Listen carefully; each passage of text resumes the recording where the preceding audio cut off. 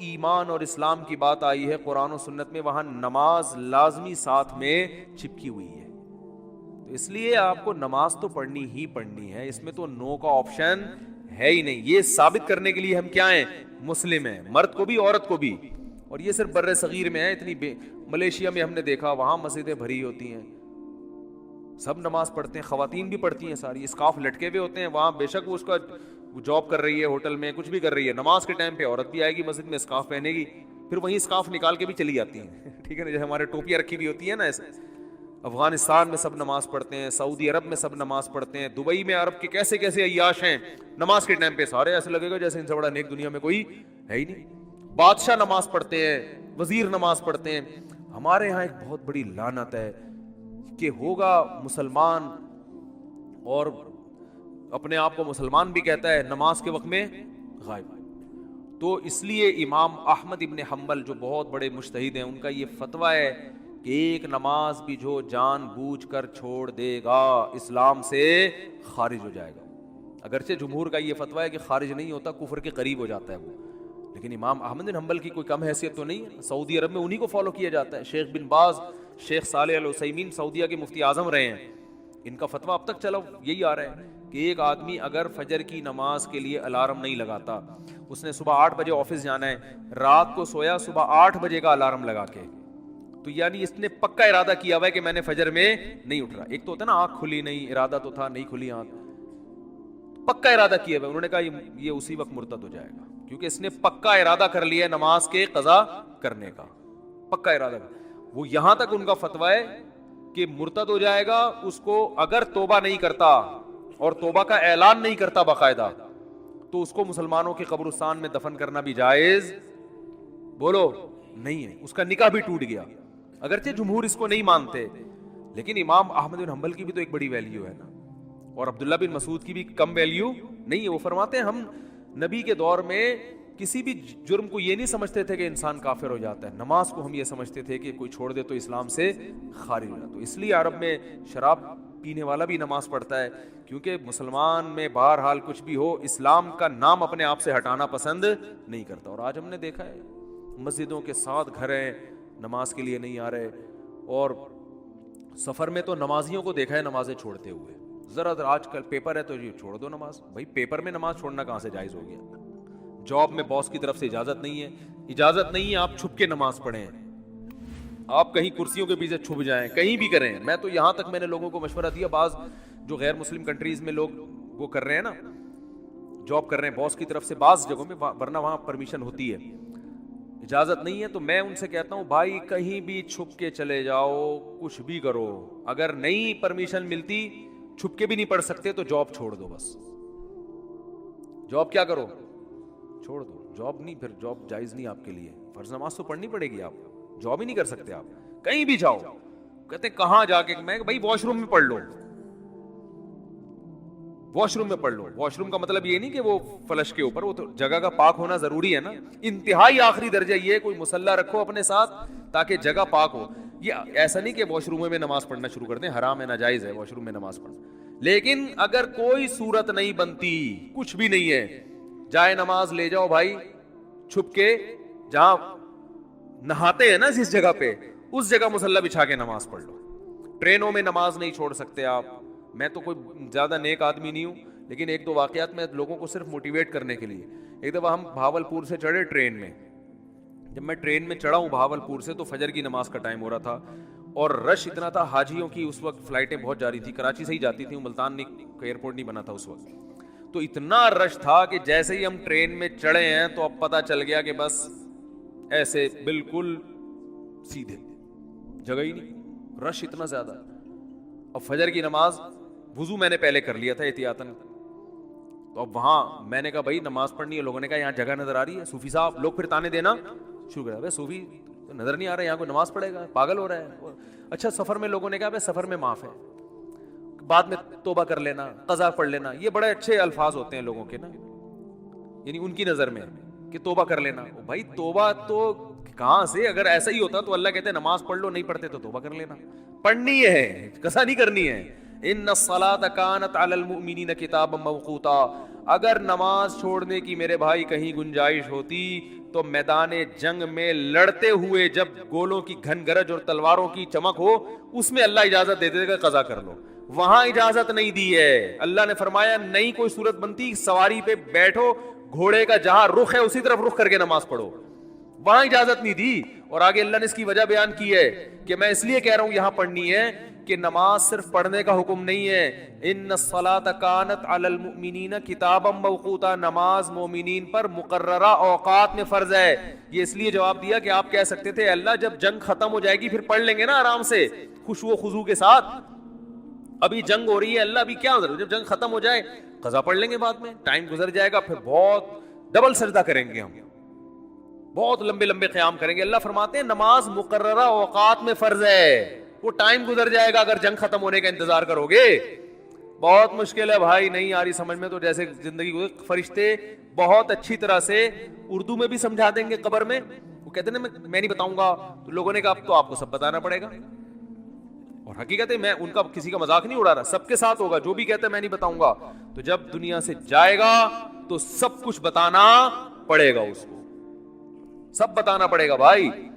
تو میدان جنگ میں اللہ کہہ رہا ہے کہ نماز مومنین پر مقررہ اوقات میں فرض ہے. تو میں ٹرین میں کھڑا ہوا تھا, میں نے کہا نہیں, انہوں نے کہا بھائی یہاں تو جگہ نہیں ہے. اچھا میری عمر بھی زیادہ نہیں تھی تو وہ ایسی تھوڑی عمر ہو تو لوگوں میں روب بھی ہوتا ہے نا, انہوں نے کہا کوئی جگہ نہیں ہے. میں نے کہا تو پڑے گا بھائی, کیونکہ ہم تو ایسے چھوڑ دیں بھائی, اور سنتیں اب چلو مجبوری ہے چھوڑ دیتا ہوں, 2 فرض تو پڑھنے ہیں. لوگوں نے کہا جگہ نہیں ہے, میں نے کہا جگہ بن جائے گی, کیونکہ فرض جو نماز میں فرائض ادا کرنا بہت آسان ہے. تو میں نے کیا کیا, وہ جگہ چونکہ لوگوں کے چپل تھے تو اس میں خطرہ تھا کہ ناپاک ہوگی, تو ایک چادر تھی میرے پاس, وہ میں نے ایسے نیچے ڈال دی, بچھانے کی بھی جگہ نہیں تھی. نیت باندھ لی, اندازہ پہلے لگا لیا تھا قبلہ کس طرف ہے, نہیں تو آپ آج کل تو موبائل پر ایسی ایپس آ رہی ہیں اس سے فوراً پتہ چل جاتا ہے.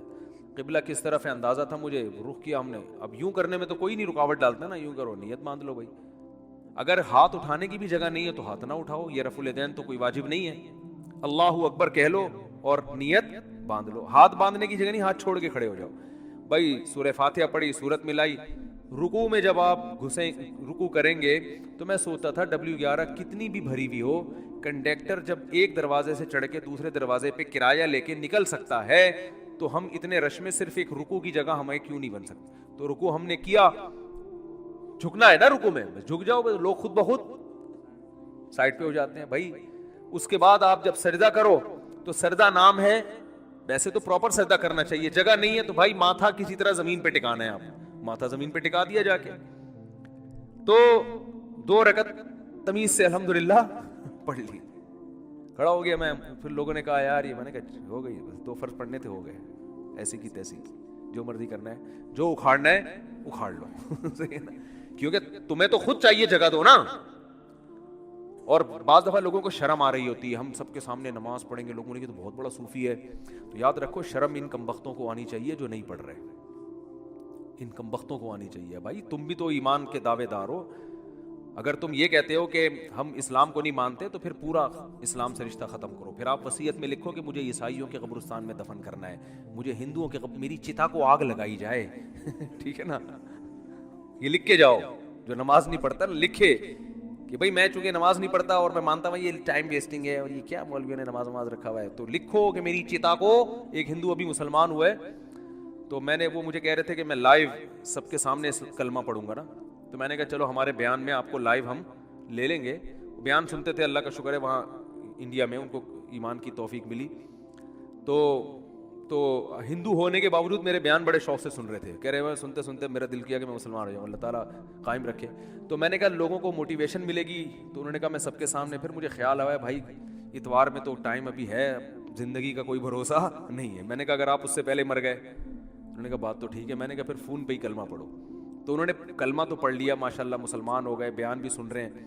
لیکن انہوں نے کہا میرے لیے سب سے بڑی آزمائش یہ ہے کہ ہندوؤں میں جب ماں کا انتقال ہوتا ہے تو بڑا بھائی ہے جو چتا کو سب سے پہلے آگ لگاتا ہے. میں سب سے بڑا ہوں اور میری ماں کی طبیعت بہت خراب ہے, بظاہر ایسا ہی لگتا ہے کہ وہ دنیا سے جانے والی. تو تو میں نے تو ان کو سمجھایا اپنی ماں کو مسلمان کر لو. کہہ رہے وہ نہیں ہوگی, وہ نہیں ہوتی. کہنے کا میرے لیے مسئلہ یہ ہے کہ ان کے انتقال کے بعد چتا کو آگ سب سے پہلے میری ذمہ نہیں لگائی تو پورا خاندان کھڑا ہو جائے گا.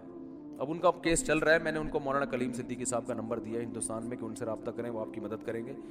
تو ہندو تو چتا کو آگ لگاتے ہیں بھائی, جو نماز نہیں پڑھتے. تو آپ بھی اگر نہیں مانتے نماز کو, جو زیادہ تر یہ فواد چودھری معذرت کے ساتھ اس طرح کے لوگ بار بار علماء کو برا بلا کہہ رہے ہوتے ہیں نا, ان سے کو آپ وصیت لکھو کہ میرے مرنے کے بعد کوئی مولوی میرے جنازے کے قریب نہیں آئے گا, میری نماز جنازہ کوئی مولوی نہیں پڑھائے گا. تو یہ سب پھر مولوی سے اگر آپ نے دستبرداری کا اعلان کرنا ہے تو پھر پورا مولوی لیس ہو جاؤ آپ, صحیح ہے نا.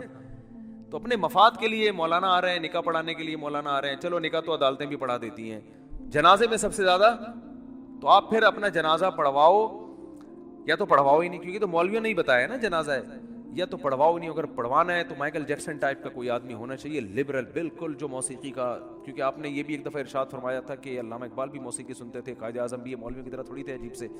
تو پھر کوئی ایسا ہی گلوکار ملک کا جو سب سے بڑا ڈانسر ہو, وہ آپ کا نماز جنازہ مٹک مٹک کے پڑھائے. پھر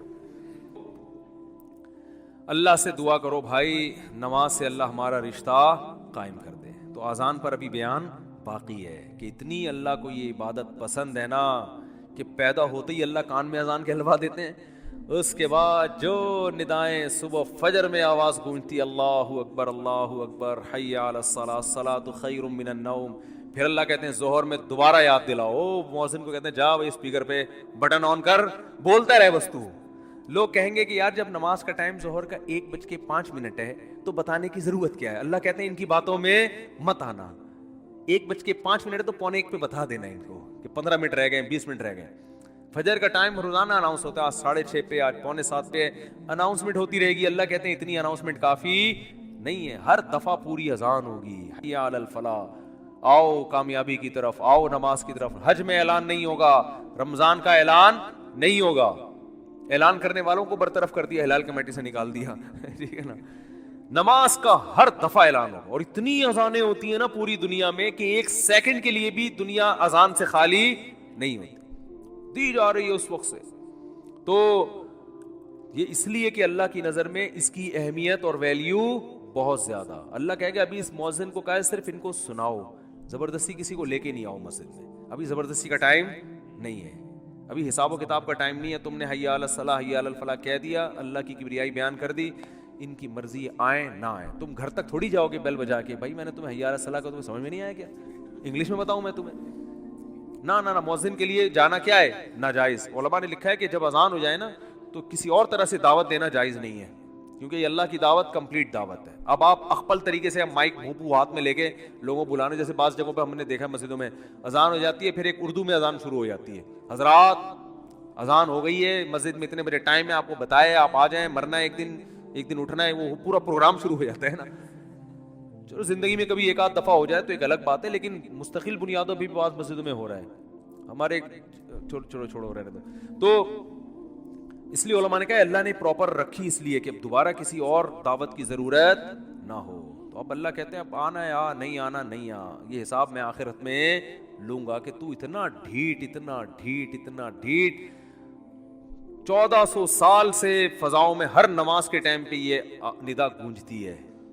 نہ سردیوں میں اس میں ناغا ہوتا ہے, نہ گرمیوں میں ناغا ہوتا ہے, نہ راتیں لمبی ہوں تو ناغا, نہ راتیں چھوٹی ہوں. حتیٰ کہ سفر میں بھی اذان کا حکم ہے, اذان کہو. پھر جنگل میں اکیلے نماز پڑھ رہے ہو, اذان کہو.